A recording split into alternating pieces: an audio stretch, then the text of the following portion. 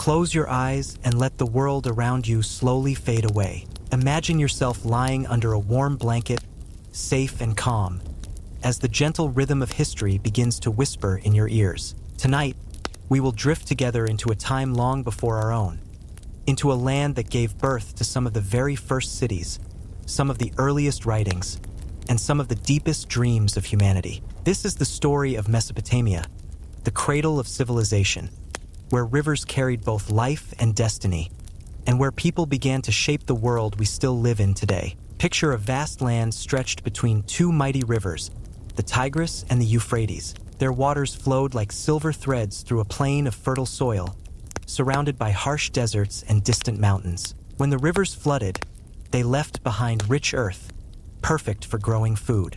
Here, thousands of years ago, people discovered that they could settle in one place rather than wander endlessly. They planted barley and wheat, they tamed animals, and they began to build villages that slowly grew into towns and cities. In this land of contrasts, where scorching sun and sudden floods tested the patience of the people, humanity's great experiment with civilization truly began. The first people who lived here were simple farmers and herders. Their huts were made of reeds, mud, and clay, soft and fragile compared to the grand temples that would one day rise. Life was not easy. The land gave much, but it also demanded careful attention. Too much rain could bring floods that swept away crops.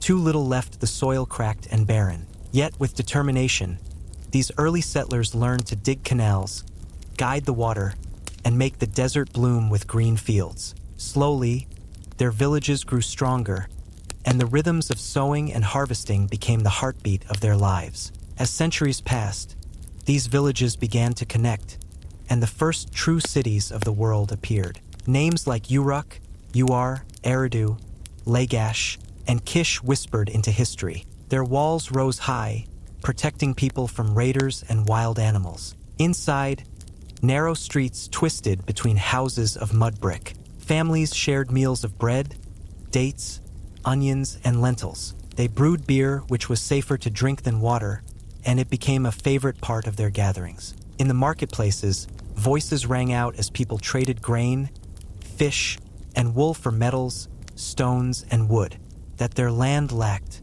Life in Mesopotamia was never only about survival. With food secure, people began to dream, to create, to look up at the stars and wonder about the powers that ruled their lives. Religion took deep root here. They believed their gods lived in the forces of nature, in the sky, the rivers, the storms, and the fertile earth. To honor them, the people built towering temples called ziggurats, massive stair-stepped pyramids that rose above the cities like mountains of stone and clay. At the top, priests performed rituals, offered sacrifices, and prayed for protection. The people believed that only through pleasing the gods could they survive the floods, droughts, and wars that constantly threatened their fragile world. The Mesopotamians were not only builders of temples, but also of knowledge. In Uruk, around 5,000 years ago, people invented something extraordinary: writing. At first, it was simple marks pressed into wet clay with a reed, used to count grain or record trades.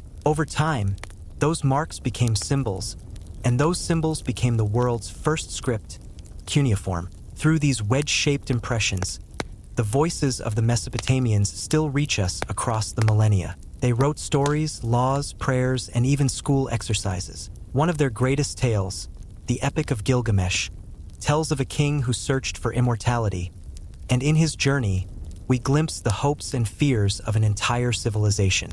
The people of Mesopotamia dressed simply but with beauty. Men often wore woolen skirts or tunics, while women draped themselves in long dresses, sometimes decorated with fringes. Jewelry made of gold, silver, and precious stones sparkled in the sunlight, showing both wealth and craftsmanship. Children played with toys made of clay, little animals, carts with wheels, and even simple board games. Life was hard, but there was laughter too, and joy in simple things. At night, when the work was done and the fires glowed softly, people looked up at the vast sky.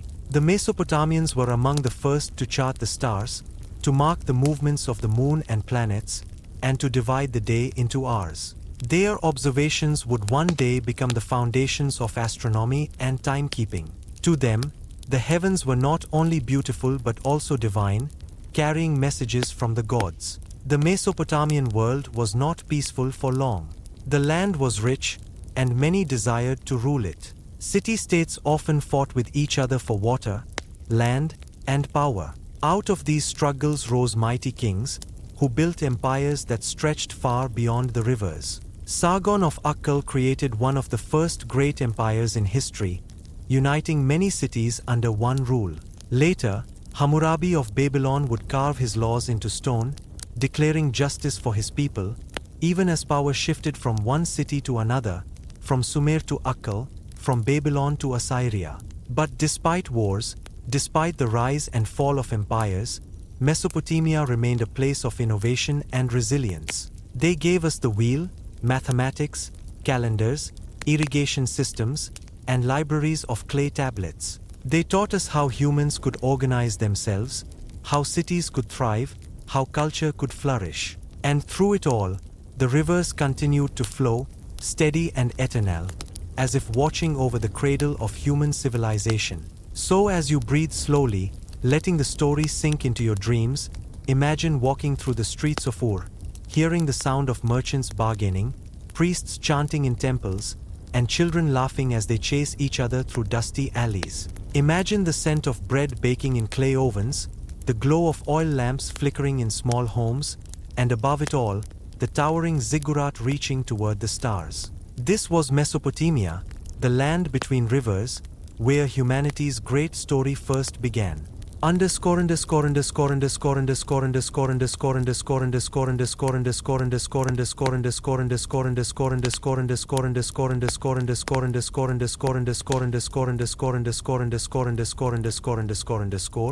When you linger a little longer in Mesopotamia, you begin to notice the rhythm of daily life unfolding like a gentle song.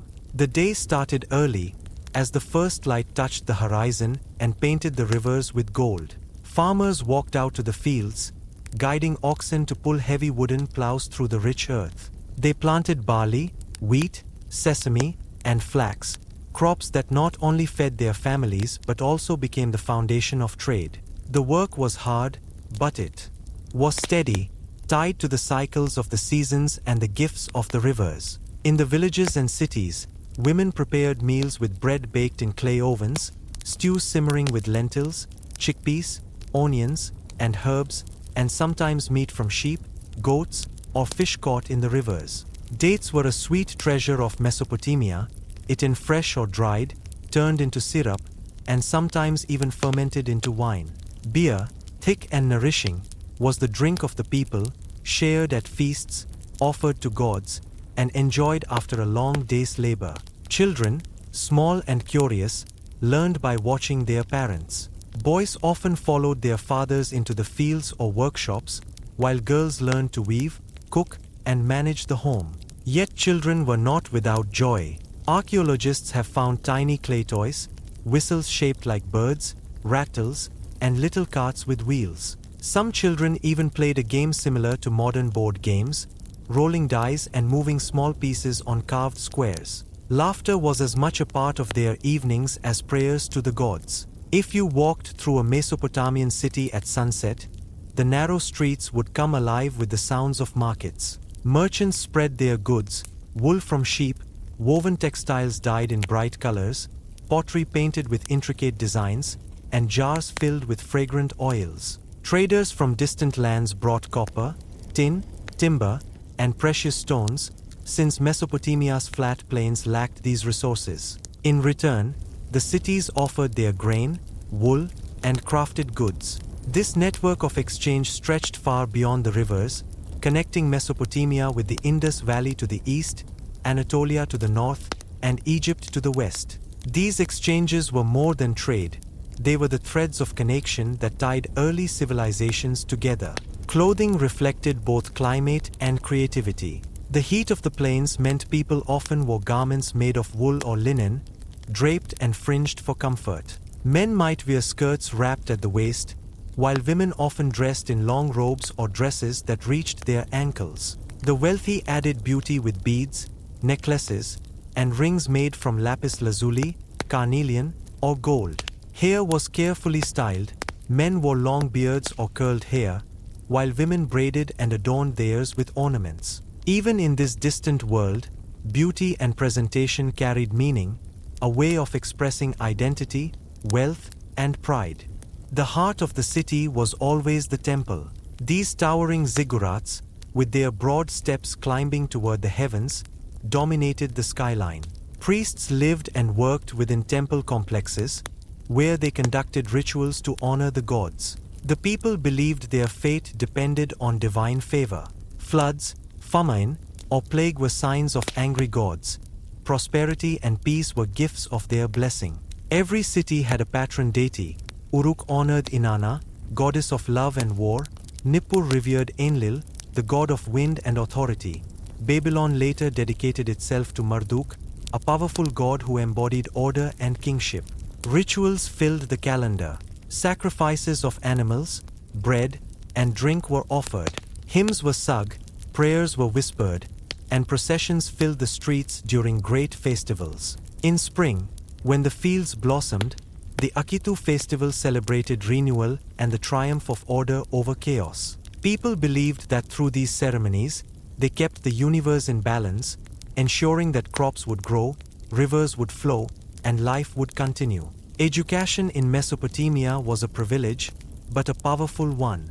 Boys from wealthy families often attended schools where they learned to read and write cuneiform. These schools were strict, their teachers demanding discipline and perfection. Students practiced writing by pressing reeds into clay tablets, copying signs again and again until their hands ached. But with literacy came power. Scribes became the record keepers, the lawyers, the administrators, and sometimes even poets. Through them, the voice of Mesopotamia still speaks. It is thanks to them that we know their stories, their laws, and their dreams. One of the most famous legacies was Hammurabi's Code, carved into stone around 1750 BCE. Imagine a tall pillar of black basalt, inscribed with hundreds of laws, rules about marriage, trade, wages, property, and justice. The laws were not always gentle, but they reflected an attempt to create fairness and order in a complex society. An eye for an eye, a tooth for a tooth, the famous principle, was part of this code. Yet alongside strict punishments, the laws also protected the weak, widows, orphans, and the poor. In the voice of Hammurabi's laws, we hear the echoes of humanity's early struggle to define justice. The Mesopotamians were builders not only of laws but of stories. Their literature is among the oldest in the world. The Epic of Gilgamesh, written on clay tablets, tells of a mighty king who sought eternal life. He battled monsters, befriended a wild man named Enkidu, and searched for the secret of immortality, only to discover that human life is fleeting and fragile. The tale is more than a story. It is a meditation on mortality, on friendship, and on the eternal human desire to leave something lasting behind. As you listen to this tale, drifting toward dreams, you may feel that same longing, the same question that haunted the people of Mesopotamia. What does it mean to live, to die, and to be remembered? Their fascination with the cosmos shaped much of their knowledge. They tracked the movements of stars and planets, carving their observations into clay. They divided the year into 12 months, each tied to lunar cycles. They measured hours and minutes, giving structure to time itself. Their mathematics was based on the number 60, a system still alive today in our 60 minutes per hour and 360 degrees in a circle. In their desire to understand the heavens, they gave us the tools to measure life on Earth. Night in Mesopotamia was magical. Oil lamps glowed in small courtyards, their soft light flickering against mud brick walls. Families gathered to share meals, tell stories, and pray before sleep. The cool breeze carried scents of baked bread and burning oil, while above, the stars glittered like diamonds scattered across a black velvet sky. Perhaps a father told his child of the god Anu, ruler of the heavens, or of Ishtar, who rode her chariot across the night sky. Perhaps a mother whispered the story of the flood sent by the gods, a tale that would echo later in distant cultures. These moments of quiet reflection, of storytelling and faith, carried the people gently into sleep, much as this story now carries you. Mesopotamia was never one single kingdom, but a land of shifting powers. Sumerian city-states gave way to the Akkadian Empire under Sargon the Great, whose conquests bound many peoples together. Then came the Babylonians with Hammurabi's laws, and later the Assyrians, fierce warriors whose kings carved their victories into stone walls. Yet even as power changed hands, the essence of Mesopotamian life remained. The rivers still flowed, the fields still grew, the ziggurats still rose, and the people still prayed. Civilization endured, adapting and transforming, like the steady current of the Euphrates beneath the moon. And so, as you sink deeper into the calm of this ancient world, remember that Mesopotamia was more than just a place. It was a beginning.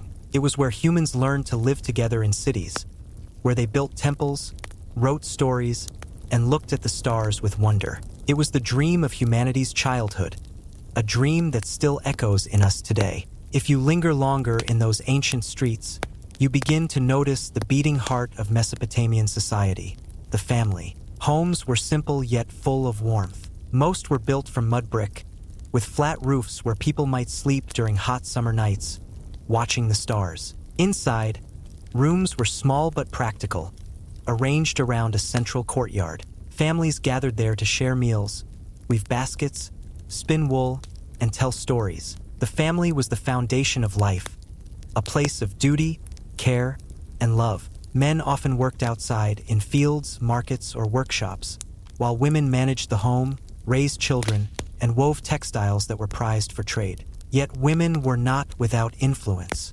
Records show that some women owned property, managed businesses, and even served as priestesses in the temples. The balance of life was guided by responsibility, and every member of the household, young or old, had a role to play. Marriage was considered a sacred duty, arranged by families and often formalized with written contracts pressed into clay tablets. These agreements listed dowries, gifts, and promises, showing just how deeply the Mesopotamians valued order in their lives. Love, too, had its place. The poetry of Mesopotamia includes tender verses between lovers, songs sung during festivals, and prayers to the goddess Inanna, who embodied both passion and war. Through their words, we glimpse that these people, though separated from us by thousands of years, felt the same longings and joys of the heart.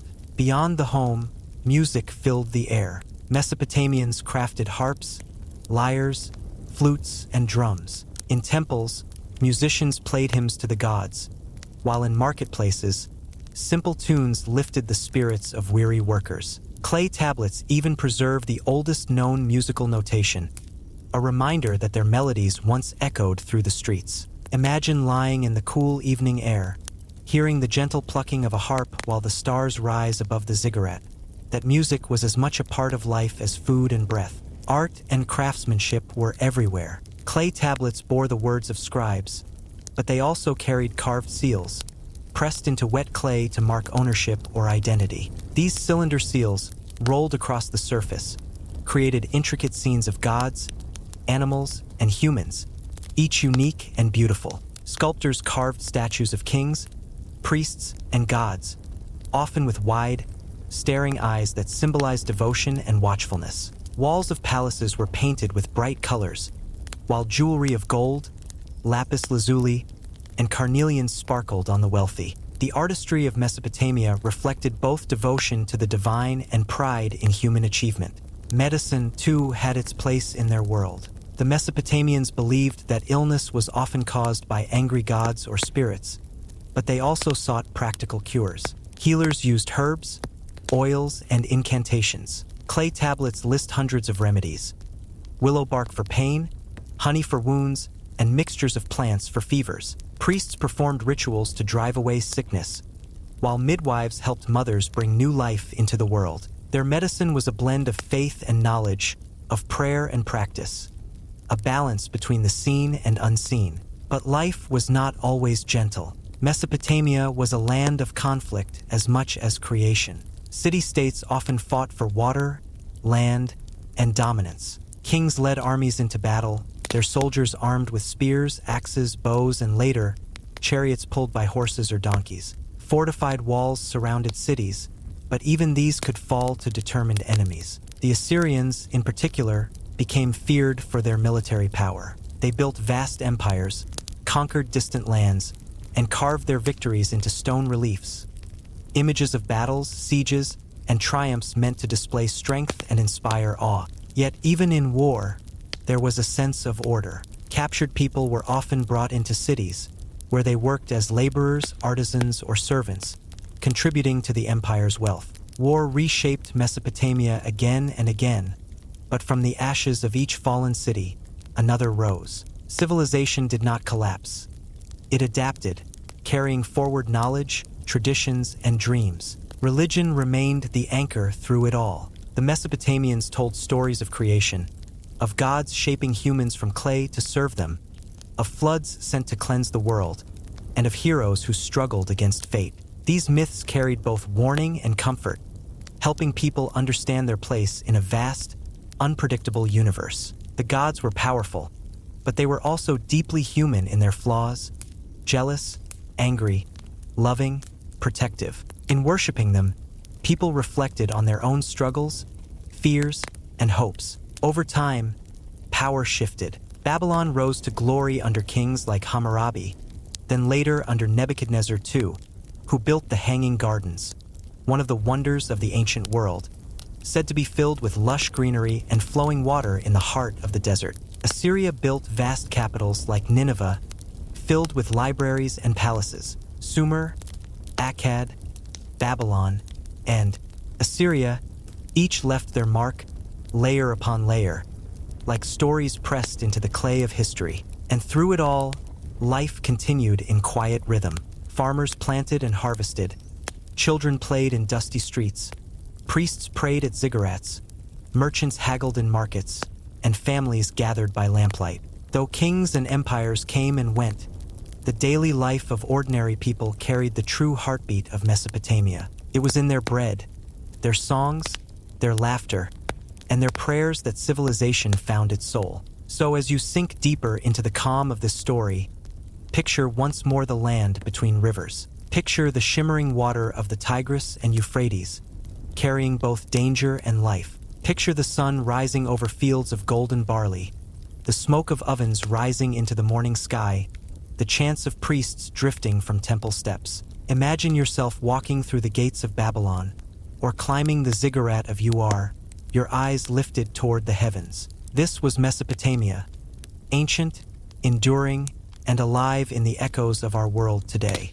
As the centuries turned like pages in a vast book, the story of Mesopotamia unfolded with both brilliance and sorrow. Great empires rose, shining brightly for a time, only to fade into dust. Yet in each rise and fall, the people carried their knowledge, their traditions, and their spirit forward, leaving footprints that never vanished completely. The Assyrians became masters of war, building an empire that stretched from the Persian Gulf to the Mediterranean. Their kings, Tiglath-Pileser, Sennacherib, Ashurbanipal, were names that struck fear in distant lands. They built palaces adorned with carved reliefs, showing lions hunted, cities conquered, and gods honored. In Nineveh, Ashurbanipal created one of the earliest great libraries, filled with tens of thousands of clay tablets. Within its walls were myths, medical texts, hymns, and records, preserved in cuneiform for future generations.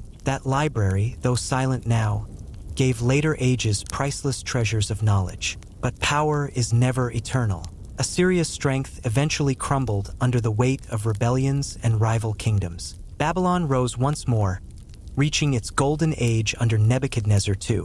The city became a wonder, with massive walls, grand temples, and the legendary Hanging Gardens, terraces of greenery rising above the desert, watered by ingenious systems of irrigation. The city's ziggurat, known as the Tower of Babel in later stories, stood as a symbol of human ambition reaching toward the sky. And yet, even Babylon could not last forever. Persians swept across the land, folding Mesopotamia into their vast empire. Centuries later, Alexander the Great marched through the same plains, claiming Babylon as one of his jewels. Over time, the cities crumbled, the canals filled with silt, and the rivers shifted their courses. The once great temples became ruins, the proud ziggurats worn down by wind and time. The cradle of civilization grew quiet, its people absorbed into new empires, its glory hidden beneath the sands. But though the stones fell, the legacy of Mesopotamia never disappeared.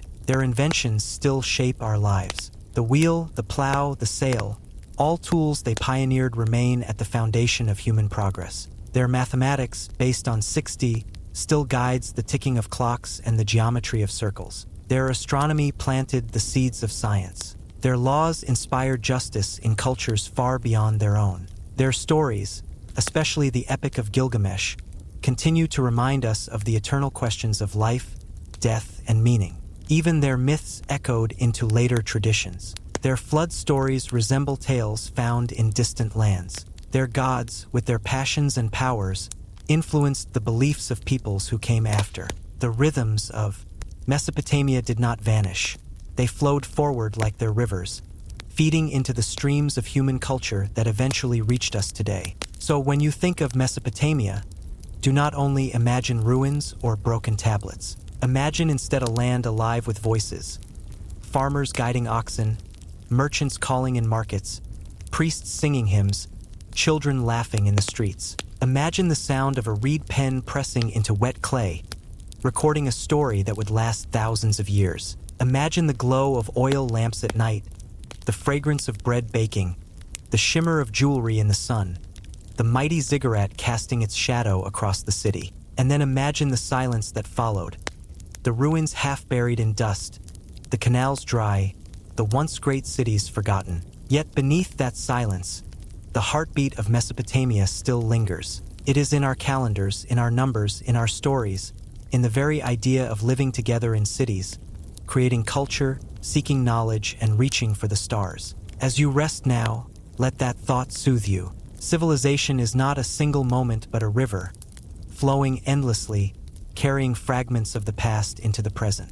The people of Mesopotamia lived, dreamed, and built their world with the same hopes and fears we carry today. They laughed, they wept, they loved, they prayed. They watched the same stars we see above us now, searching for meaning in the great expanse of the universe. So let the rivers of Mesopotamia flow softly through your dreams tonight. Let the whispers of their stories wrap around you like a warm blanket.